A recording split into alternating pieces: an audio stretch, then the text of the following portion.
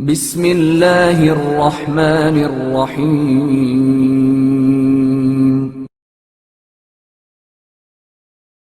سادات سے بدسلوکی کا انجام۔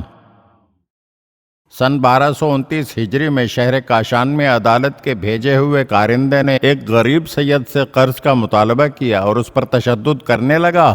وہ سید لاکھ کہتا رہا کہ میرے پاس اس وقت قرض ادا کرنے کی سکت نہیں ہے، مجھے مہلت چاہیے، لیکن پھر بھی عدالت کے اس کارندے پر اس کی بات کا کوئی اثر نہیں ہوا، اور آخرکار اس نے کہا اگر تمہارے جد بزرگوار کوئی مدد کر سکتے ہیں اور تمہیں میرے چنگل سے بچا سکتے ہیں تو بچا لیں، یا پھر مجھے ایسا کر دیں کہ میں تمہیں کوئی تکلیف پہنچانے پر قادر نہ رہوں۔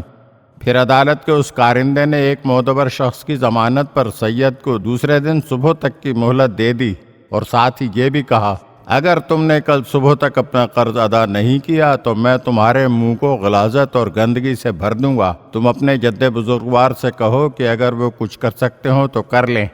وہ نامراد کارندہ رات کو اپنے مکان کی چھت پر سویا ہوا تھا۔ آدھی رات کو اسے پیشاب کی حاجت محسوس ہوئی اور وہ اپنے بستر سے اٹھ کر چھت سے اترنے لگا، لیکن اندھیرے کی وجہ سے اس کا پاؤں پرنالے سے ٹکرایا اور وہ نیچے گر پڑا۔ اتفاقاً پرنالے کے ساتھ ہی بہت بڑا گڑھا تھا۔ وہ سر کے بل سیدھا گڑھے میں جا گرا اور آدھی رات کی تاریکی میں کسی کو پتہ ہی نہ چل سکا کہ اس کے ساتھ ہوا کیا تھا۔ صبح کو لوگوں نے دیکھا کہ وہ سر سے لے کر ناف تک اس گندگی کے ڈھیر میں پڑا ہوا ہے جو کہ اس کے حلق سے گزر کر اس کے پیٹ میں جا پہنچی ہے، جس کی وجہ سے اس کا پیٹ پھول گیا ہے اور وہ مر گیا۔ اگر آپ ہمارے چینل کی نئی ویڈیوز دیکھنا چاہتے ہیں تو ہمارے چینل کو سبسکرائب کریں اور گھنٹی کے بٹن کو دبائیے تاکہ ہر آنے والی ویڈیو آپ کو جلد موصول ہو سکے، اور ہاں، لائک اور شیئر ضرور کیجیے اور اپنے قیمتی کمنٹ سے ہمیں آگاہ کیجیے۔